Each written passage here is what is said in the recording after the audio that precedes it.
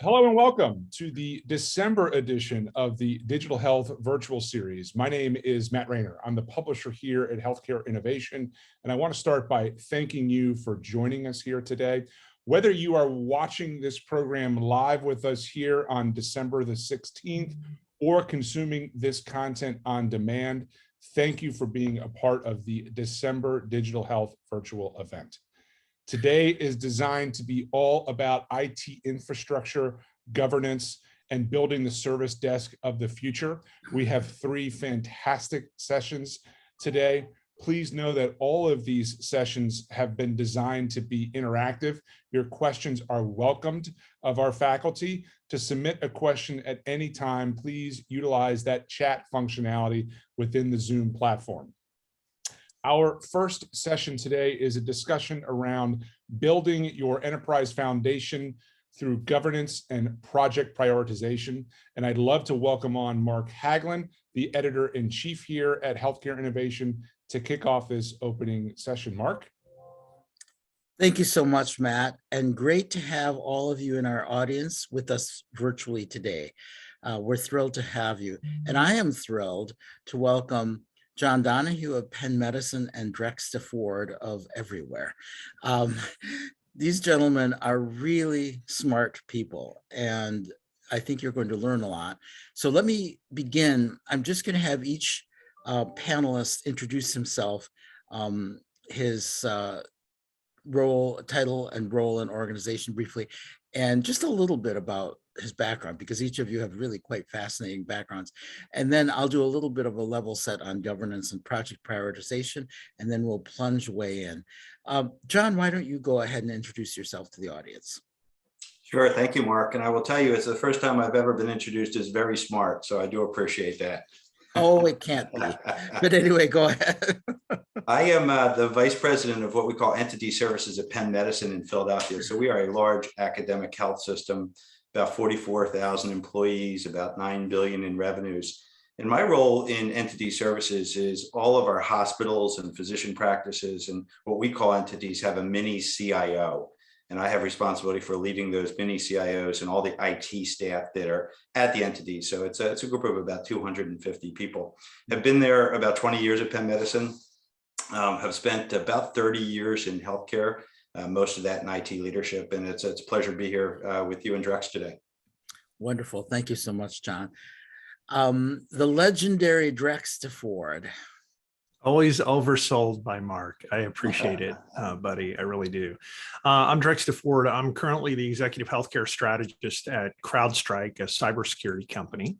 But I have a long career as a healthcare CIO, 20 years in the U.S. Air Force at small and large places. I was chief technology officer for Air Force Health's worldwide operations in D.C. before I retired from the Air Force, and then became the CIO at Scripps, and then Seattle Children's, and then Steward. I was an independent consultant for a while, and just joined CrowdStrike in March. So it's going to be fun. I think this will be a great session, and thanks, Mark, for having me. Absolutely. And we're covering the country here. We're in Philadelphia, Seattle, and Chicago all at once, and West Palm Beach, if you include our publisher. So we're everywhere. Yeah. Let me do a little bit of a level set, and then if I say anything really horrible, I know my 2 experts will correct me.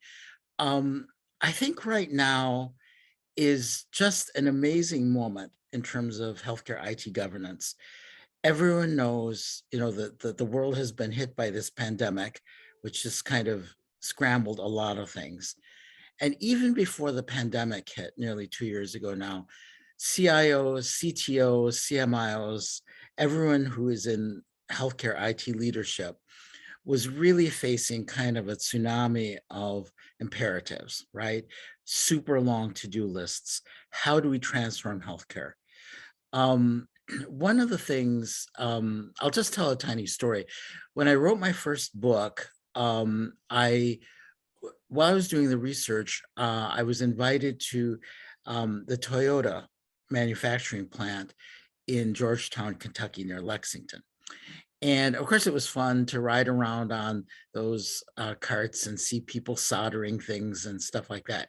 But what was really interesting about the visit, and the thing that I actually took away from it, was how every single thing in that plant was examined. That's part of the Toyota production system, right? You uncover everything, you question everything. And right now in healthcare, we're doing that. We're pulling up the hood and looking at what's going on. And we know that we're on this unbelievable cost trajectory. Just yesterday, the Medicare actuaries released their new numbers, and they're for 2020. It's about a year afterwards that they're able to analyze the numbers. Our gross domestic product spent on healthcare just kind of exploded from 17.6% to 19.7% in 1 year. And we went from 3.6 trillion in overall US annual expenditures on healthcare to 4.1 trillion in 1 year. That is completely mind-blowing.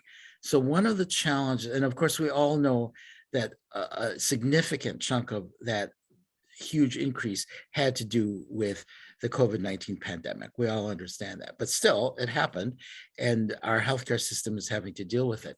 And one of the challenges we have there is the fact that we've already become quote unquote leaner on everything, supply chain and, housekeeping and environmental services. We've already reduced all of those kinds of costs.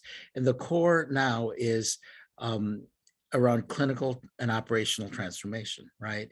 And to do that, you need governance, you need IT, and you need people who can help to use those tools to transform operations and care delivery. So it feels like a very important moment right now in IT governance, because we really have to focus. And I couldn't ask for two better people to talk about how we can focus than that. So that's my little tiny level set. I'll start with you, John, and then go to you, Drex. Let's start at 40,000 feet up and then drill down. When you look at this moment in IT governance and project prioritization, what strikes you most? What are the first couple of things that come to mind that you think are very important for us to think about? It's interesting. So at Penn, the governance process has really become part of our DNA, and it goes back through history. So our first hospital, the first hospital in the United States, was in 1751. And if you know a little bit about history in Philadelphia, it was this friends culture in the way that they made decisions as a community. So as we grew up as an organization, it really was just part of our DNA. So when you join Penn Medicine, if you don't buy into this consensus-driven governance process, you really get penalized, not financially, but you just aren't able to drive execution the way you'd like to. So I think from my perspective, as I look at that, I think of buy-in. I think, your culture has to look and say, we buy into this process, and there's value in it. I tend to think of our governance process as go slow to go fast. So it feels like you're moving awfully slow early on, trying to go through the governance process, get buy-in, get consensus, deal with pushback. But once you get to the point where everybody's nodded their head, then you're on greased skids, right? Then you can really drive because everybody's behind you. So I think buy-in is awfully important. I think organization, I'll talk a little later maybe about our governance structure, but our governance teams are tied together up through a senior team. And so they all report up, and they're responsible for, certain pieces of the organization, whether it be clinical or business or technology. So there's some organization to it, and that organization creates some accountability. And then the last thing that strikes me is all that, when done well, really results in sort of a high performance team. So I hope that answers your question, but at 40,000 feet, those are the attributes that I see. Yeah, absolutely. Thank you. Drex, what do you see at 40,000 feet? John's points are spot on. I think that the only other thing that I would probably add is the leadership aspect of this, and it really does tie to something that John said. You have to be bought in. So as a leader, whether you're a business leader, clinical leader, technology leader, research leader, you have to understand that as you go through this governance process, the process is there specifically to help decide what we're going to do, but it's also there, maybe as important as any other reason, it's there to decide what we're not going to do. And so as a leader, sometimes you're not going to get all the things that you want. And that's when it's really important that you put on that big hat for the organization and say, I agree with this. I support it. I'm going to go back to my troops and I'm going to tell them why we didn't get what we wanted because other things were more important for the organization. That culture and that commitment as a leader becomes incredibly important if you want this governance structure to work the way that you need it to work, especially in times like these. Yeah, I completely agree, Drax. I think I'd like to add one other element to our discussion as we roll forward. You know, we all know implicitly, there's something we know implicitly, but I'd like to bring it out explicitly, and that is that the world has changed for healthcare IT leaders.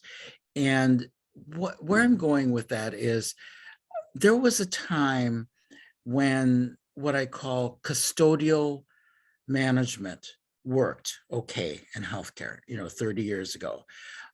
Just keep the lights on, make sure everybody's computers are fixed. We have enough cabling. Obviously, that's not enough now. And I think one of the challenges is for CIOs, CTOs, CMIOs, CNIOs, everyone who's involved in your IT leadership in your organization, we're not in a static landscape, right? We're looking at how we transform the healthcare system. And that's different, right, from having to do custodial management.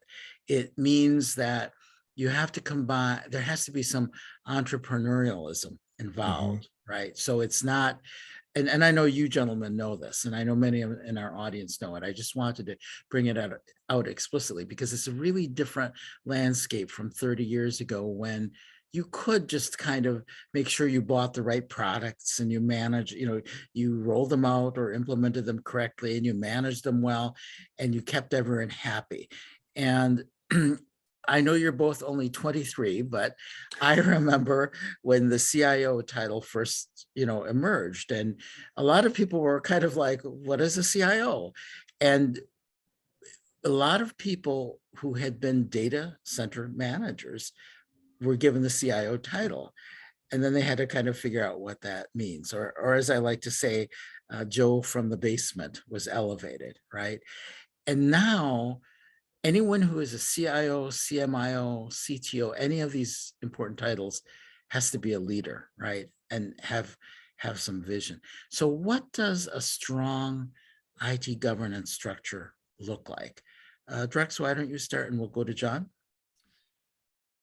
Yeah, I go back to some of the answers from the previous question, clear goals from the organization. What do we want to be when we grow up? Where are we going? What's on the horizon for this year, the year after, the year after? So you have to have really clear goals. I think you have really, clear understanding, clear decisions about the investments that you're going to make. And again, both the work that's approved, but maybe as important as anything, the work that's not approved. And I think there's also this sort of transition that's happened over several years too for the information services department in that major IT projects and the performance responsibility, ownership of those projects has become the responsibility of the business and clinical and research leader, not the IT leader. The IT leader, we have major expectations on us that we are going to get the best price, negotiate the best deal, make sure that we roll these projects out smoothly and that they're implemented well. But a lot in the spirit of, everything's connected to everything else. A lot of the challenges around IT projects, when we talk about people, process, technology, the technology turns out to be the easy part. It's the people and process part that is the work and the challenge. So having business leaders who are really involved in of course, the selection process, but really the timing of the implementation of the project, changing workflow to take advantage of the new tools that are coming, maybe changing people to make sure that you can take advantage of the tools that are coming, not trying to take what we have seen from time to time, try to take a train wreck of a process and make it a really fast and efficient train wreck. That is exactly what we don't want to do Right. with the implementation and the governance processes. Right, exactly. I completely agree, Drex. And one of the things you said implicitly there, and I'll bring it out explicitly, is this Please. is a this is about change management, and it's about business owners, right? So the CNO may be the business owner of a specific initiative, or the CMO, or the two together, or whoever is appropriate in that instance. They're ultimately responsible for the ROI outcome Right. of that system implementation too. Right. That's not the CIO's responsibility. That really is the business owner to say that, we're going to implement this and we're going to save whatever we're going to save. We're going to take out, to use your Toyota production system analogy, we're going to take out this much waste by Right. using this system. They're responsible for the delivery of those numbers back to chief executive, CFO, chief operating officer, others. Exactly. So, John, I loved what you said earlier about the history of Penn and how it came out of that Quaker culture of collaboration and of group governance, really, from the beginning. In this landscape of tremendous change and frankly, a lot of pressure on everyone in healthcare, per what I mentioned about the Medicare actuaries and the new cost estimates, and per what we just, Drex and I were just talking about in terms of change management and business owners, how does that look? How do those elements fit into a strong IT governance culture?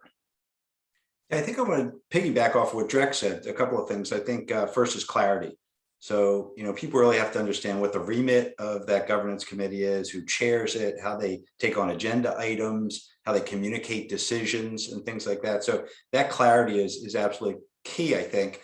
And in today's world, to your point about the dynamic nature of healthcare, I kind of call it the perfect storm these days. So not only are CIOs responsible for keeping data centers running and clinical systems up and running, sort of making sure the trains hit the station on time, but they have to almost be bimodal these days. They have to have an innovative side of their brain, that they're trying to drive innovation and create competitive differentiation. So you've got that. And then you've also got, what's happening in Washington, what's happening with mergers and acquisitions. So it's this perfect storm. And the reason I bring all that stuff up is that creates another dynamic, I think, which is agility.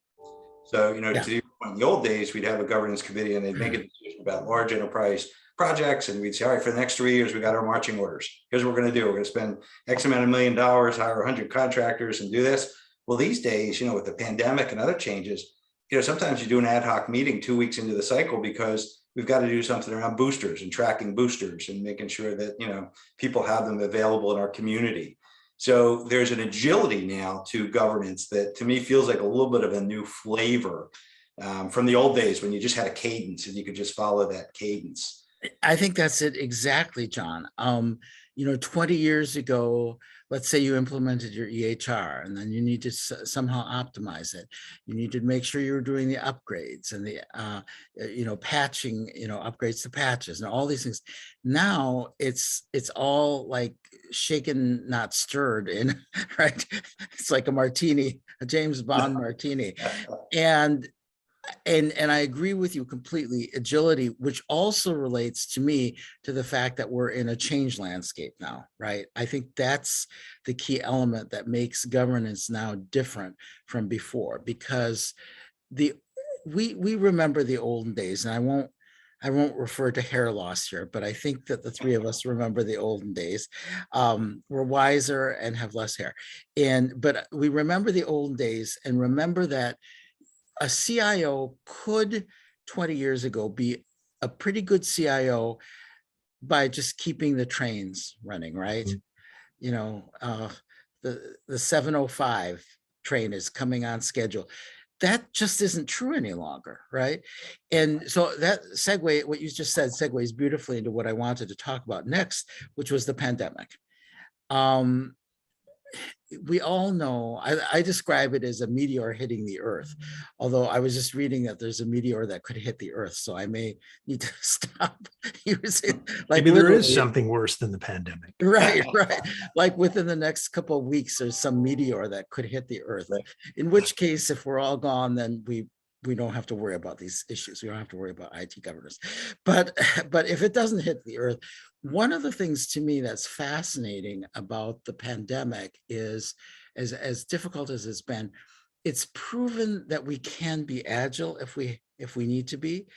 And it's shown that things don't have to go through, a centuries long process of maturation, that when pressed, all of these smart people in healthcare can move pretty quickly, but they also have to have a good culture to do it correctly and to do it well, right?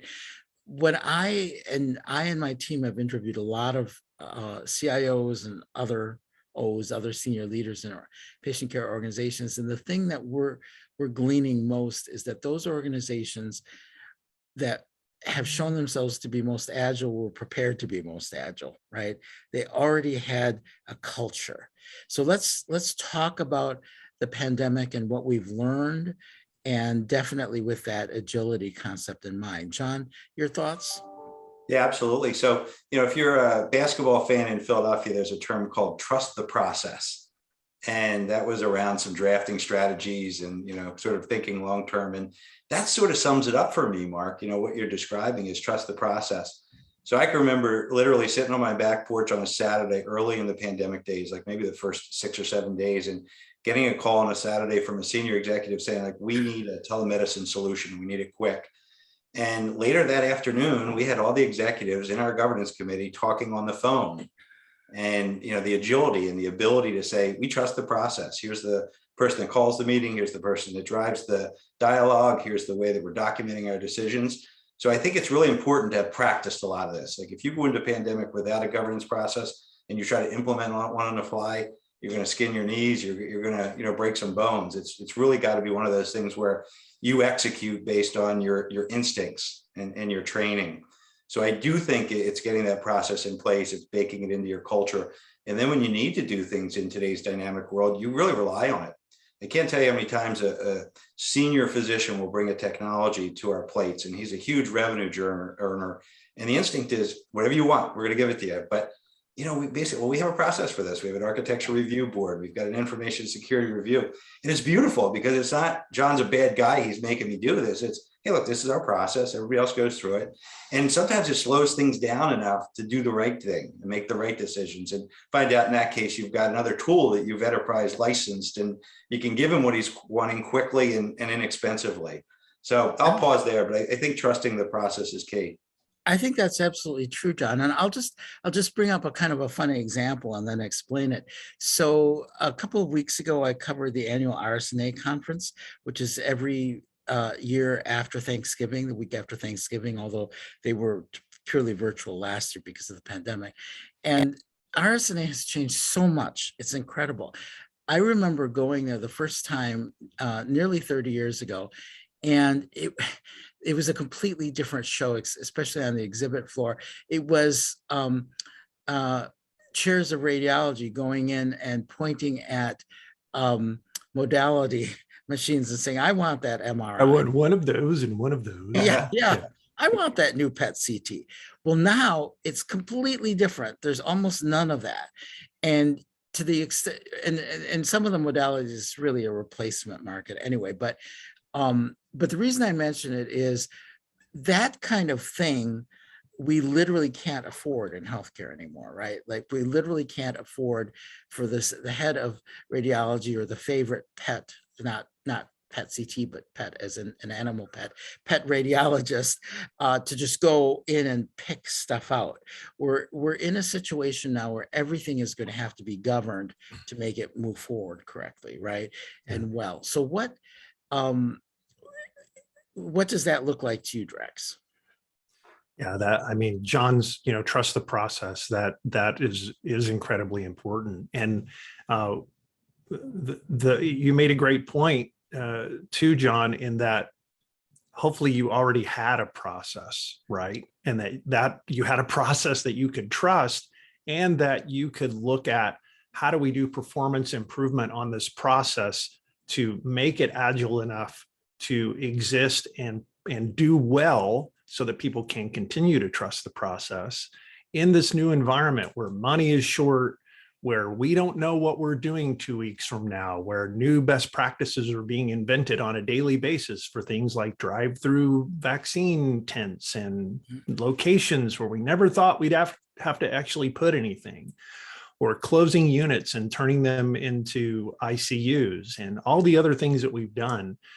There was a lot of unplanned work. And so I think making adjustments to the process that you have to take out waste, to make it more efficient, and to create the situation where you had capacity for the unknown.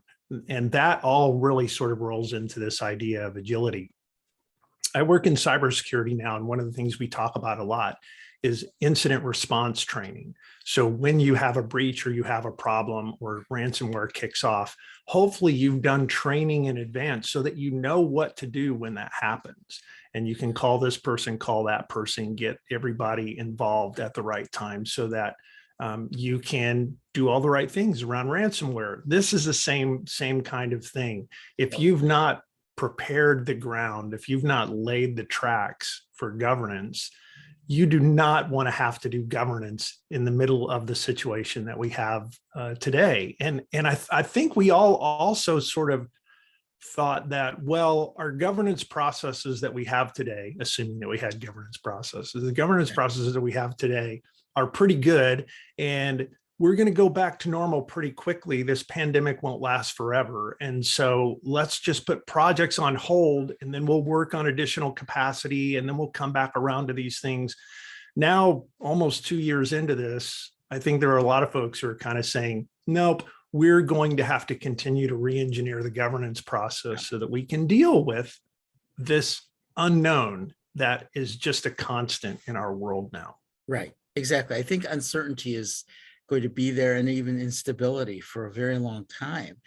So gentlemen, how do we distinguish between and articulate the distinctions between governance and project management and prioritization, both of which are incredibly important? And how do we frame them so that we're successful in both, right? Like, how do we, I have been told, and correct me if I'm wrong, that governance is the higher octave. It's the overall, you start at 40,000 feet, and that project management and prioritization is the 20,000 feet up work, the daily articulation of your principles. John, why don't you share your thoughts, and we'll bring Drex back in. Yeah, I think what you articulated there, Mark, is sort of the higher level, maybe helicopter view of the way it all works. But to me, they're sort of cogs in a machine that are interrelated and work together. And then you add budget to that, because that's for us another piece of that. And you know, it's not like box cars where you do this one, then you do this one, then you do this one. It's not sequential. It's, you know, sort of, again, it's agility and saying, all right, we're going to set our budget once a year, and we do that based on some of the governance decisions that we've made. And then we're going to begin to execute with project management. And, you know, we think one of our secret sauces from an IT delivery perspective is project management. We've got a very squared away project management office with some mature processes. And man, it just flat out helps when you get visibility, you get brutal facts when things turn yellow and red, right? We don't dance around things. We sort of put it out on the table and say, look, we're behind, or, you know, we're over budget. So, you know, when you rely on your project management group to execute, but recognize that out of left field could come something like Dex said, we got to do a drive-by, COVID testing unit. And so we're going to take these resources off of this project, and we're going to put them on this project for 3 months and get this up and running. So, you know, I do think the project management side is much more tied to the tactical execution, but they're doing their work based on the governance process that's working. Right. And then all that's wrapped up in somebody's got to ultimately in your organization say what you're going to work on as a priority. Yeah. And, you know, what we found in an organization of our size is you have local priorities. So you have a hospital that says, hey, this is really important to me. And then you've got enterprise priorities, Yeah. things that are important to the bigger picture. And you can't just always focus on the enterprise, because there are local needs that allow those people to, meet their P&L and do, patient improvement around quality and things like that. So we have begun to really hone our process, over the last probably year and a half or so, where we take all these different priorities at different levels and we make a champion. So, if John Donahue wants to do something, he's got to really, to Dex's point earlier, outline what's the return on investment here. And in the old days, we'd be like, it's great. And 2 years later, people would forget about it. But now we come back and we say, all right, Donahue, you said you were going to give up 6 heads. Where are they? What are their names? And, we publish every 2 years a benefits realization document. And it's published. And if you look at my LinkedIn, you'll find it. It's a cool document where we go back over the projects. And we say, here's what we've done. We bring in our finance department and outside consultants to actually validate it. So when John says he reduced headcount by 6, we got to show it externally and internally. So long story short, I don't want to go down to that too far, but all those things to me tied together, and you have to have all of them working effectively. You can have everything but prioritization, and I don't think you're going to be a high performance organization. You can have all that, but not project management, driving the execution. So to me, they're all related, Mark, and they all have to be represented at the table. You have to be pretty darn good at all of them to be in that high performance quadrant. Yeah, I think you're right. Drex, you've been everywhere. You've worked everywhere, and you've been in different cultures. What would you say kind of soaring through the clouds or over the clouds, when you look at the cultures that have worked relative to what we're talking about, and I think John articulated it beautifully, that you have to have all these pieces. You have to have good governance, you have to have good project management, good prioritization, and even above the governance, a strategic vision for your organization. So Drex, what cultures have you, and you don't have to name names, but Right. which types of cultures have worked well in terms of the context of our discussion, and what types of cultures are not, maybe they're just not flexible enough? Yeah, I can tell you that, of the organizations that I've been involved in, all had very different cultures, but all were, when I've always been a turnaround guy. So by the time they've decided that they're going to hire a new CIO, they have sort of internally made a commitment that they know they need to change, right? Maybe the first, whatever the saying is, the first step is admitting that you have a problem. And so, I would be hired and I would come in with this, this concept of, we have to build a project management office, because in most places that I went to, there was project management, but it was mostly the kind of thing where it was just like, Bob, you're running this project. These weren't formal project managers who had skills and training and actually were transparent, could create the kind of, tracking mechanisms that we need. So the first thing you have to do is build a project management shop. And then you have to build sort of an intake process. And then from the intake process, you can start to price things, which gives your governance structure, which I also had to build, enough information that they could start to make decisions around yes and no and some form of prioritization. And so, I mean, a lot of it was just, the fundamentals. I think places that one of my organizations was a very big Toyota production system organization. And once I started explaining this, they jumped on that train so fast. They got it. They understood what we needed to do, and forming the governance committees, putting senior leaders in the organization in charge of their parts of the governance committees was really, really easy. I've also been to organizations where the decision-making was much more centralized and controlled primarily by a single individual who was the CEO. And in those situations, transparency to that person wasn't the most important thing, but having a governance process that could explain why and how we're selecting the things that we're selecting and who should be leading them and how we should do prioritization, that person also latched onto that. it wasn't so kumbaya-ish as other places that I'd been, where there was a lot of transparency, a lot of conversation and consensus around the projects we were going to do. But still the culture was there. The capability was there to understand that the nuts and bolts of a project management shop were critical to make this work. And the governance process of making decisions, saying yes, and again, I keep harping on this, but saying no also became really, really important. And once I think senior leaders get that, we get it in our personal lives. It's sort of a weird thing. Like we make decisions ourselves about, well, I'm not going to buy the new car because I got to pay the mortgage. But for some reason, that same mentality sometimes doesn't bridge over to the organizations that we work in. And I think showing them that you can do this and it actually will work and it's really good for the organization and it helps you as senior leaders not have to sort of fight off all of these requests, that you actually have a process to deal with those.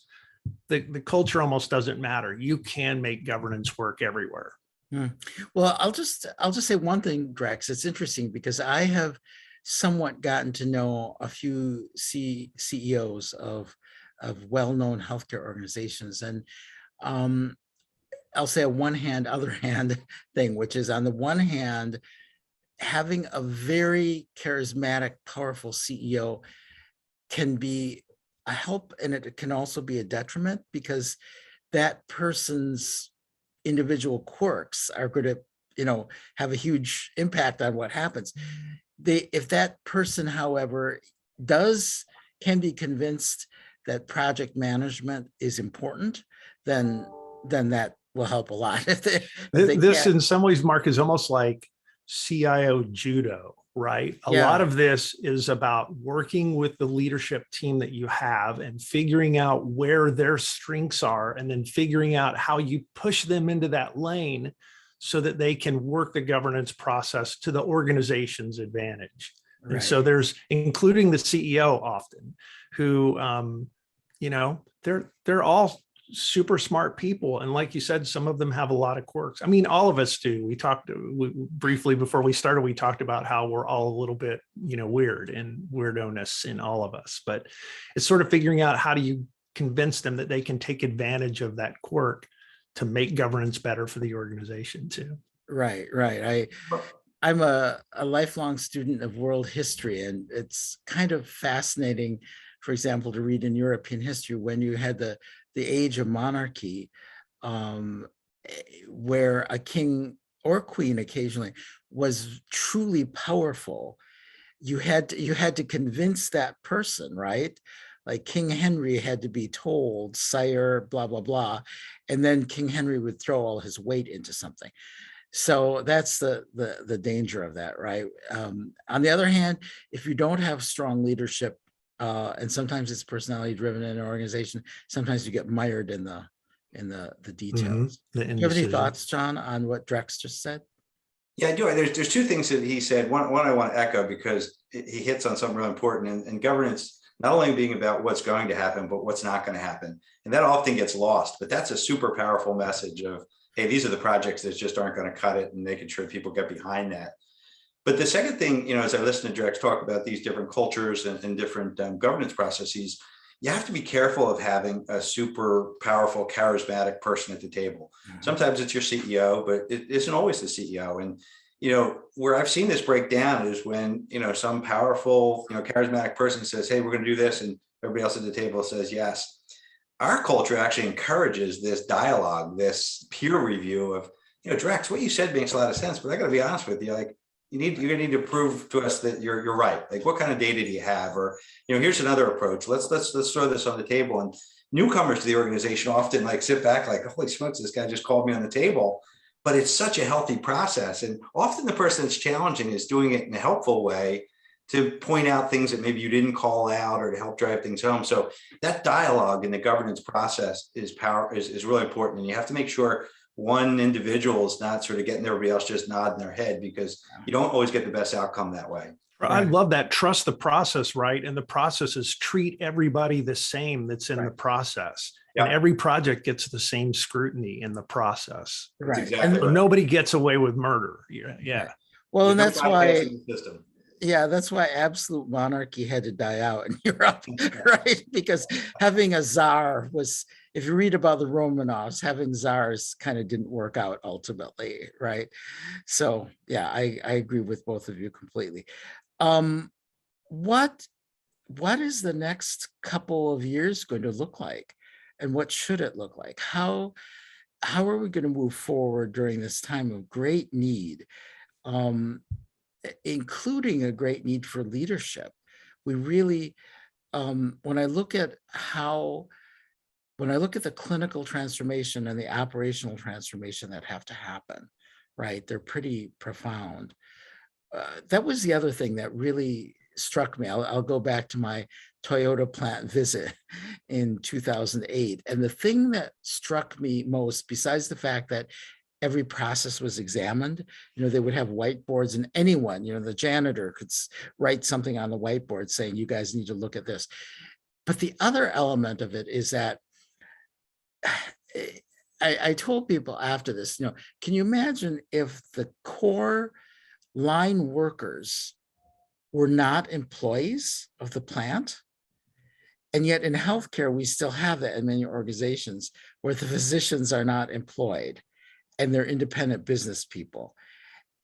So imagine if the guys and gals who are actually putting the cars together were all independent, right? Like that would be really hard to build cars. So we need a kind of a leadership in healthcare that recognizes the complexity of how we're all connected and can move forward. So what, and we have to focus. Oh, I know. The key thing I was going to say, in healthcare now, as I mentioned, we've addressed all the more peripheral things, and they were important. We had to get environmental services to be more efficient. We, reduce certain supply costs, things like that. But the core issues we're facing now are really core clinical care delivery issues: how much they cost, how effective they are, what outcomes we get from them. This is why more than half, nearly 2/3 of hospitals this last year just got dinged for avoidable readmissions by HHS, by CMS, right? If we can't fix that, it shows how weak our processes are. So what needs to happen in healthcare? I guess I'm making that very big, but I'll say healthcare IT governance in the next few years. Where are we going, and what will this landscape look like? John, do you want to go first, and then Drex? Sure. Yeah, absolutely. So I think there's a couple of things. I think, for the last several years, we personally have focused on these large transformational projects, and they need to continue to happen. But because of a number of other factors, we need to sort of give time and money and resources to some other initiatives. And we've all seen the Great Resignation, and there's probably not an organization in on the line today that isn't facing that in some sense. So we're giving a lot of time and attention to how do we create an organization that's more of a destination organization. What are the things that are frustrating people? And I know it sounds funny, but you have to govern that. You have to say, who are the key people that are going to make the decisions about how we're going to change our culture, and how we're going to execute on some of those things. So I think you have to have a mindset that allows you to continue to focus on the transformational activities that have to take place, but also on some of like the core kind of foundational things as an organization. If you don't have good people and enough of them, you can build all the hospitals you want and you can build all the units you want, but you're just not going to have staff to manage them. So I do think it's important. I worry sometimes about governance that's just drive. Organizations that don't step back to celebrate their victories, and ultimately you fatigue your employees. And we've seen fatigue from a clinical perspective in the last 20 months with COVID. People are tired. And if you introduce a new clinical system and your doctors and nurses who are working around the clock and haven't seen their families as much, and now they got to learn a new system on top of all that, there's a breaking point. So I think really strong leadership recognizes all that. They're able to step back and say, all right, how hard do I press the gas pedal? And when do I let up a little bit? And when do I shift gears a little bit? And eventually you have to put the gas pedal back down again. But you guys know, if you run a marathon at a sprint pace, how far do you go before you fall off the road? So to me, those are some of the things that I think are really going to be important for strong healthcare leaders in the next year or two, with an eye towards governance. Yeah, and I remember one incident that happened nearly 20 years ago, and I know they fixed everything since then, but it was at Cedars-Sinai Hospital in Los Angeles, and they were about to implement CPOE. I mean, this is like a quaint story from so many years ago, right? But the doctors rebelled because there wasn't good governance and executive management in place, and they were like, what the heck, we're not doing this. And they actually rebelled against it. Well, obviously that was, eventually everyone had to use an EHR, but I thought it was an interesting incident at the time, and it got a lot of publicity. People noticed because I think the thing there, and we never found it out exactly what was going on, but clearly there was a breakdown of governance and management for that to happen. So I agree with you completely, John. I think you really have to look at the fact that health systems are complex systems involving human beings, and there are a lot of human factors. That's why I mentioned the Cedars-Sinai, I think, from many, many years ago. Drex, your thoughts on what John just said? We are, as healthcare organizations, we have become, over the past several years, much more everything's connected to everything else. The pharmacy being able to operate separately from environmental services or supply chain or IT just isn't a thing anymore. And you can go right down the line: lab, rad, the inpatient units, the ambulatory clinics, everything's connected to everything else. And so you really do have to look at this ecosystem, overused word, but you have to look at this ecosystem very carefully, because when you decide to tweak something in that ecosystem, there are going to be unintended consequences.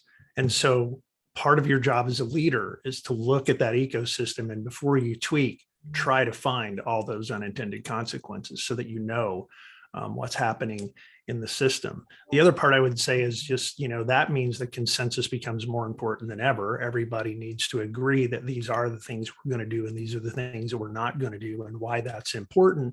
And then the third part of this really is transparency, because if you can't communicate that information across the entire ecosystem so that everybody understands that this is happening and this is my role to play in that, this is how I have to support it, or things that are going to happen to me as a result of this new thing going in or being turned on, or a change that we're making in the org structure or locations or an M&A or all the other things that we go through.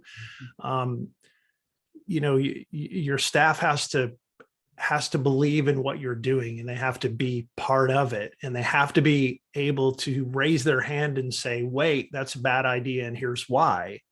And you always have to sort of get past those things. But if you don't have that transparency, there's always going to be a feeling in your staff that these decisions are all made in a smoky back room somewhere, and I don't really count. And that, again, is a culture that just won't survive in the environment that we have today.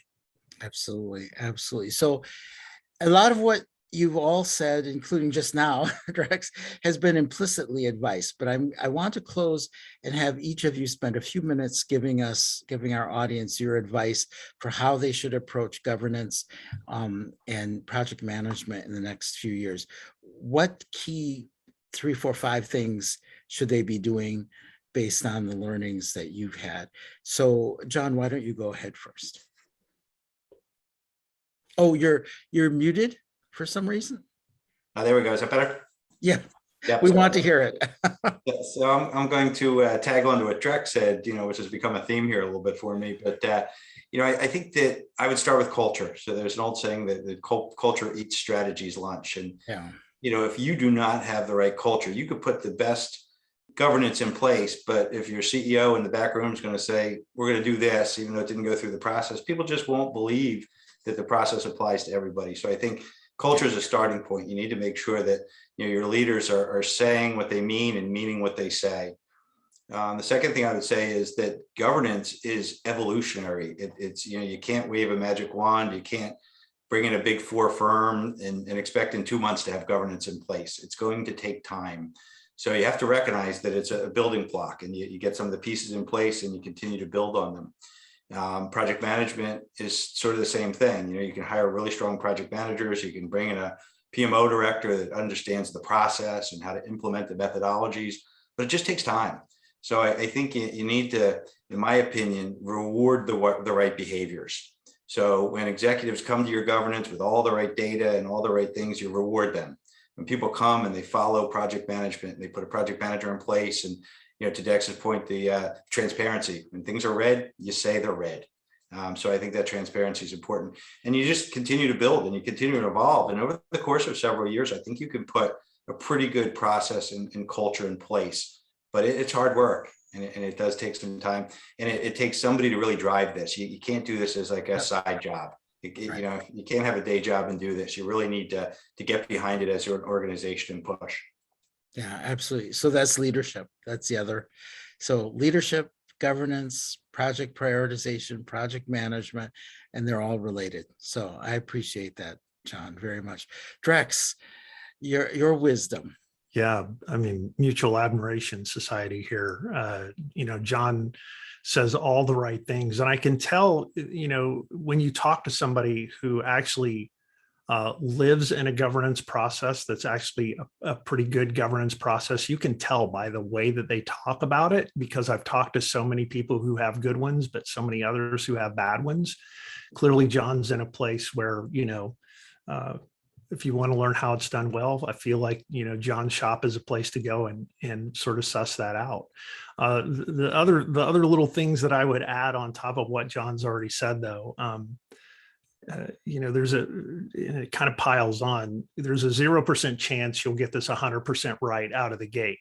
So if you don't have a governance process, if you don't have a project management shop, start now, like get going. And if you do, just continue to evolve it. Don't feel like it's ever done, because it's not. You're going to have to continue to modify and manage and improve it.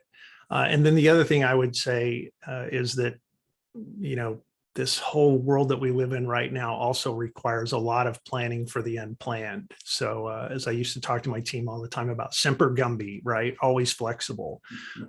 Create the situation where you can reserve capacity for things that you don't know are coming, but then you have to have a good process to be able to release that capacity a little at a time when it's not used for projects that are standing in the wings waiting for a more controlled implementation, a more well managed implementation. So there's always going to be unknowns, but you really have to manage for the unplanned right now. And then I'd be remiss if I didn't say, build in cybersecurity up front. Think about cybersecurity as a big part of this, because we're just getting crushed right now in healthcare when it comes to ransomware and all kinds of other exploits.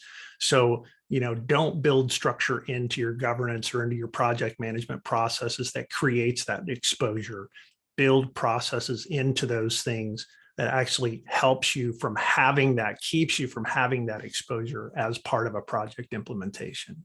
Right. Wonderful, Drex. I agree. As a good friend of mine says, I violently agree. I would just add a couple of notes. John and Drex, you've been absolutely fabulous. I think what strikes me right now, as I said at the beginning, we're just in a very different moment from several years ago, right? And I think one of the things that the pandemic has really brought out is we are going over a cost cliff in US healthcare, and it's a big one. It's like, in the cartoons when we were kids, when Wile E. Coyote is in a little boat and it's going over the gigantic waterfall. And the status quo just is not good enough anymore.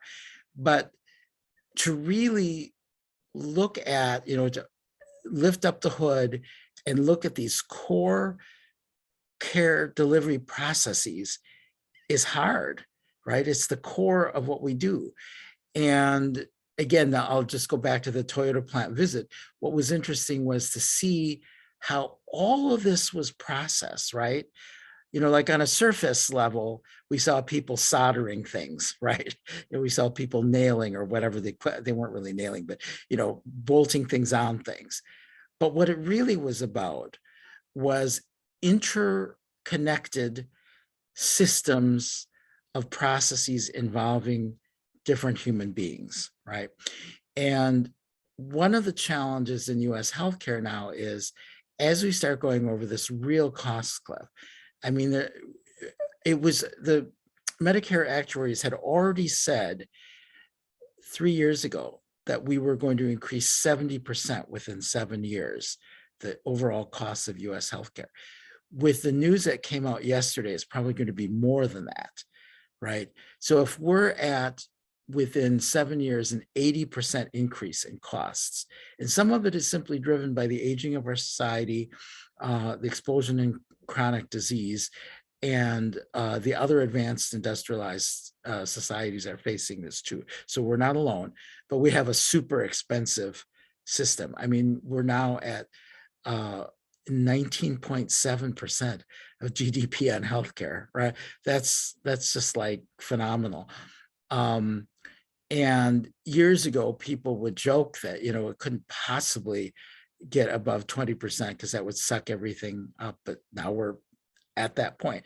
And clearly our economy continues forward. We're doing things, we're making things, we're producing things, we're consuming things that aren't healthcare, but healthcare is becoming huge, just really, really gigantic. So I think that the governance in healthcare IT is this key fulcrum point, because really CIOs and CMIOs and all the people who work with them are the ones who are going to start looking at these core processes, pulling up the hood and saying, well, how can we make these better? So the landscape is a shifting one. It's not a stable one. And I think it's wonderful that there are people in this industry, like both of you, John and Drex, who see the reality and can help share your wisdom with us. So I'll end on, I love quoting the Roman orator and senator Seneca, because he said this 2,000 years ago. And so, I don't know, maybe it makes me feel a little bit old, but Seneca said, the fates guide those willing to change, those unwilling, they drag.